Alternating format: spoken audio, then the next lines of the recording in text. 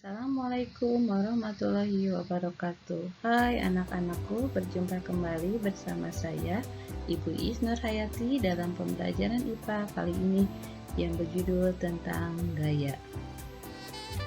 Gaya adalah tarikan atau dorongan yang menyebabkan benda mengalami perubahan. Satuan gaya dalam MKS atau SI yaitu berdasarkan penemunya yaitu Sir Isaac Newton, maka satuannya adalah Newton. Dan dalam satuan CGS satuannya adalah Dine. Alat ukur gaya adalah neraca pegas atau disebut juga dinamometer.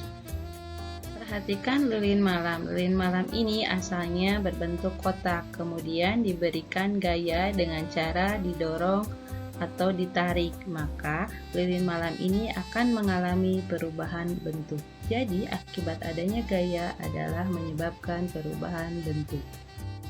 Karet yang asalnya bulat kecil, ketika ditarik maka karet tersebut menjadi oval dan panjang. Jadi akibat gaya yang kedua adalah perubahan ukuran. Bola ditendang oleh si baju putih ke arah kiri dan oleh si baju merah ke arah kanan. Jadi akibat adanya gaya bisa menyebabkan perubahan arah gerak. Bola yang diam ketika ditendang maka menjadi bergerak. Jadi, akibat adanya gaya bisa menyebabkan perubahan kecepatan dan juga perubahan kedudukan. Perhatikan ketika gambar ini. Nah, ketika gambar ini adalah dengan cara memberikan gaya pada suatu benda dengan bersentuhan. Jadi, gaya sentuh adalah gaya yang bekerja pada benda akibat adanya sentuhan. Contohnya adalah gaya otot, gaya mesin, gaya pegas, dan gaya gesek. Gaya tersentuh adalah gaya yang bekerja pada benda tanpa adanya sentuhan dengan benda tersebut. Contohnya adalah gaya gravitasi bumi, gaya magnet, dan gaya listrik statis. Macam-macam gaya, yaitu yang pertama gaya berat, gaya gravitasi yang bekerja pada suatu benda. Yang kedua adalah gaya normal, yaitu gaya yang tegak lurus bidang. Yang ketiga adalah gaya gesek, terjadi pada bidang sentuh antara permukaan dua benda. Arah gaya gesek berlawanan dengan arah gerak benda. Yang keempat adalah gaya otot, yaitu gaya yang ditimbulkan oleh koordinasi otot dengan rangka tubuh. Yang kelima adalah gaya pegas, gaya yang dihasilkan oleh sebuah pegas.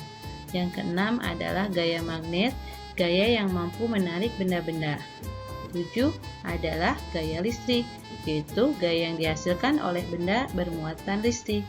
Kedelapan adalah gaya mesin, gaya yang dihasilkan oleh sebuah mesin. Beberapa gaya yang bekerja pada suatu benda dalam satu garis kerja dapat digantikan oleh sebuah gaya yang dinamakan resultan gaya.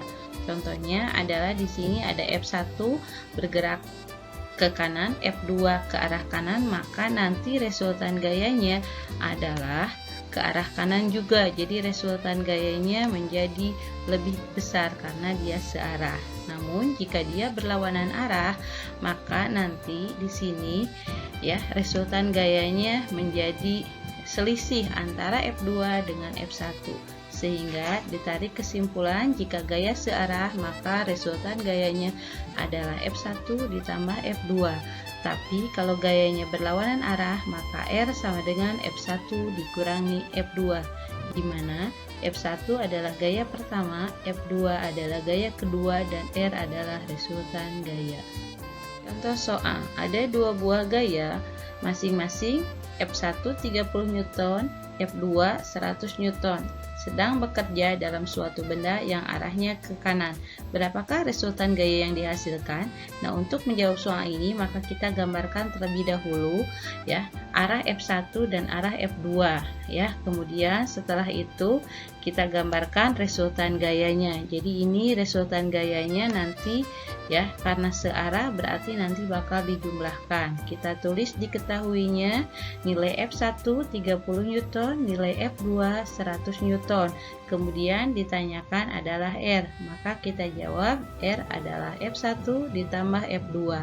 Jadi 30 Newton ditambah 100 Newton hasilnya adalah 130 Newton. Jadi, resultan gaya yang dihasilkan adalah 130 Newton ke arah kanan. Contoh kedua, Andi dan Budi bersama-sama mendorong sebuah gerobak ke arah kanan. Jika Andi mengeluarkan gaya 25 Newton dan Budi mengeluarkan gaya sebesar 35 Newton, berapakah resultan gaya yang dikeluarkan Andi dan Budi? Jadi kita gambarkan terlebih dahulu ya arah gayanya. Setelah itu bikin diketahui F Andi adalah 25 Newton, F Budi adalah 35 Newton. Ditanyakan FR atau resultan, maka resultan adalah ya F Andi ditambah F Budi karena dia searah. Jadi 25 ditambah 35 sama dengan 60 Newton.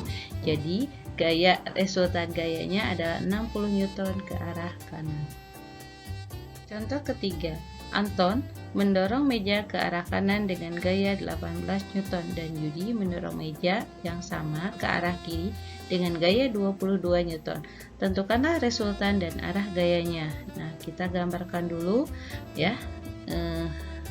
F1 dan F2-nya, F1 ke kanan, F2-nya ke kiri. Setelah itu buatlah diketahui F Anton 18 Newton ke kanan dan F Yudi 22 Newton ke kiri. Nah, di sini bisa ditulis negatif.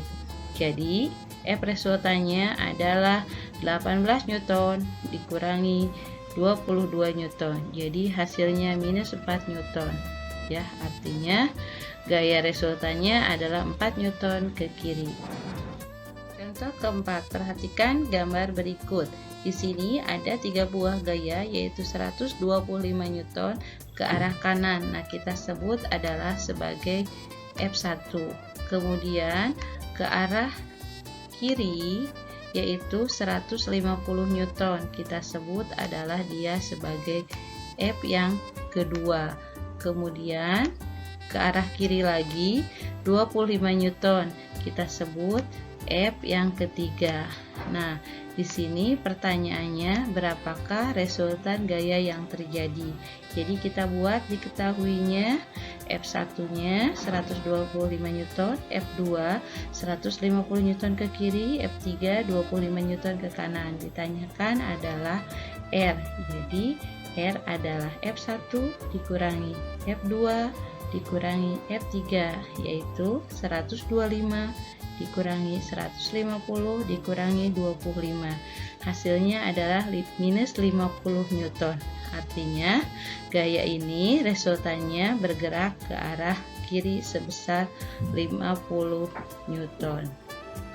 Untuk lebih memahami tentang materi gaya, yaitu resultan gaya, mari kita kerjakan kedua soal berikut ini. Nanti kalian kerjakan di buku catatan, kemudian jawabannya dikirimkan lewat Google Classroom. Sekian pembelajaran kita kali ini tentang gaya. Nanti kita lanjutkan tentang gaya berikutnya, yaitu tentang hukum Newton. Terima kasih atas perhatiannya ya. Sampai jumpa di pertemuan berikutnya. Rajin belajar ya nak, walaupun kita tetap di rumah harus semangat. Wassalamualaikum warahmatullahi wabarakatuh.